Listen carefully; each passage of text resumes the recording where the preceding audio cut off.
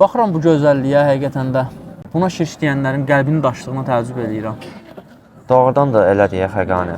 Onlar nə Quranı, nə hədisləri, nə təvhidi tamlığı ilə başa düşməyiblər. Yarım-yarımçılıq da hamısı. Şirk bilsən nədir? Şirk birini Allahlaşdırmaqdır. Allah kimi ondan istəməkdir. Bizi isə məsələn deyirik ki, ey İmam Rıza, Allahdan bizim üçün filan şeyləri istə. Məsələn, deyirlər ki, özün istəyə bilməzsən, bəli, özüm də istəyə bilərəm. Amma məsələn, Allah Quranda deyir ki, get o günahkarlardır ki, səni desinlər ki, sən onlar üçün Allahdan bağışlanma istəyəsən. Onlar mənim özləri bağışlanma istəyə bilməzdi ki. Və yaxud da bilsən nə yadıma düşdü?